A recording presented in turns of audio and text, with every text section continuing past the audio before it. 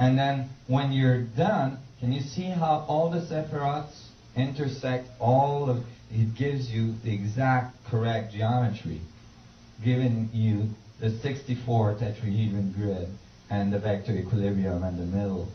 And that's just fantastic. That's just fantastic.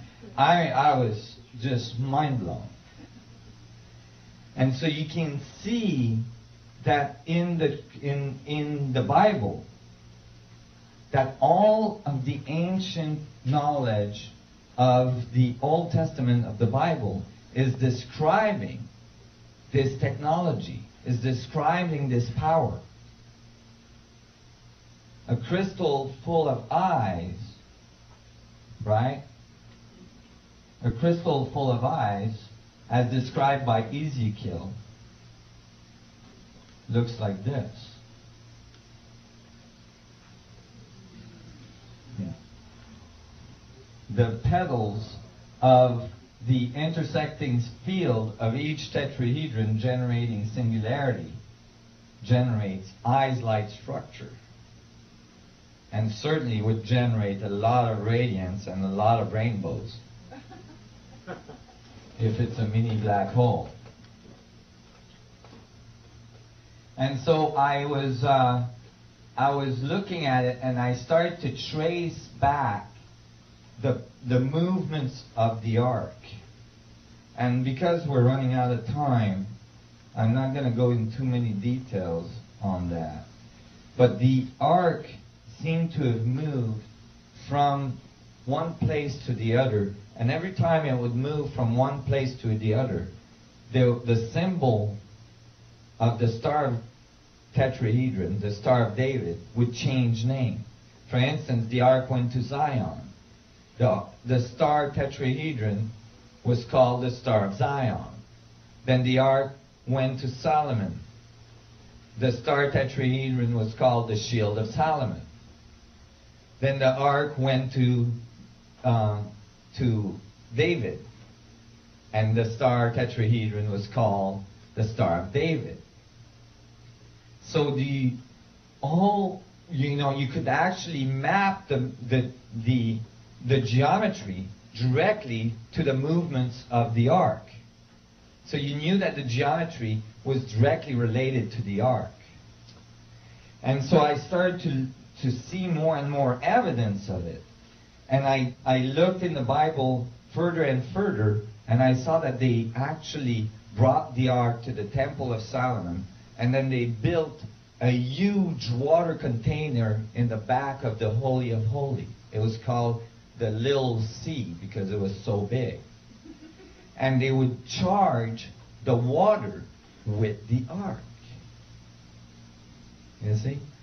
And so I was very excited. I was like, because then I realized that all of the pyramids in Egypt, including the pyramids in South America and Mexico, had waterways that were diverted to go through it. All the pyramids of Egypt had waterways going from the Nile into the pyramid.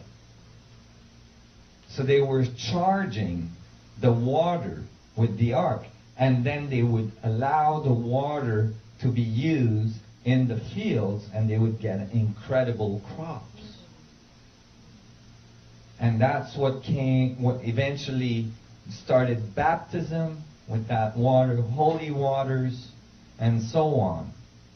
And incredible crops. Every year at Yom Kippur, the ark would be taken out of the Temple of Solomon and brought to the waters that they would irrigate the fields with for the rest of the year.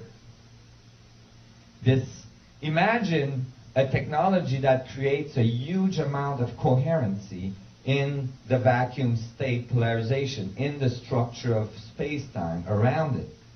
Any material that's around there, and certainly water, because water is so malleable, would take that imprint, would go into high coherence, and start to be able to download much more life force than originally. So I started to, I could see how this whole evolution. So I'm going to jump ahead. I'm going to give you... Do you guys all follow this? See, this is really like a step in a new understanding of what truly happened on Earth. I'm kind of going to give you the whole package because I just don't have time to go into the details right now.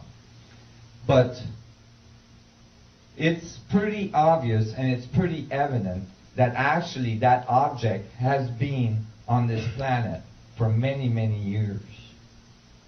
That the sun gods brought it to man, and the first account of that object having been brought to man by the sun gods is in the Sumerian tablets, which says that the sun gods came to the earth and met with man on top of a mountain, just like the story of Moses.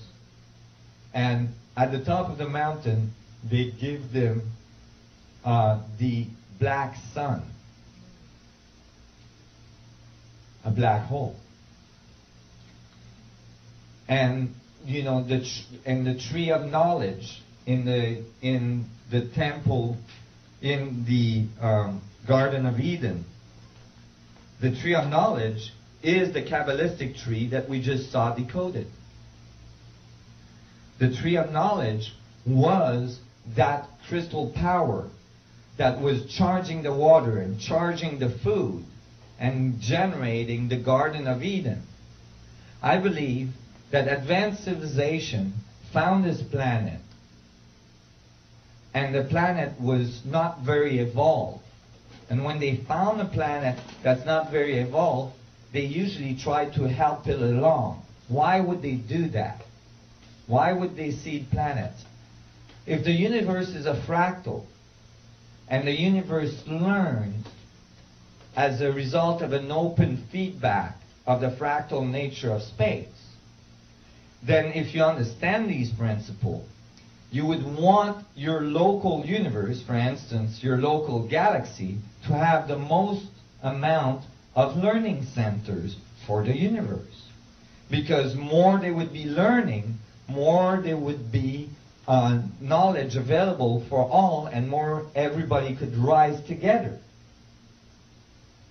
So these civilizations would seed planets all around the earth. Actually, I believe that that's why they still come here and take eggs and sperms from people of the earth to actually seed other planets with.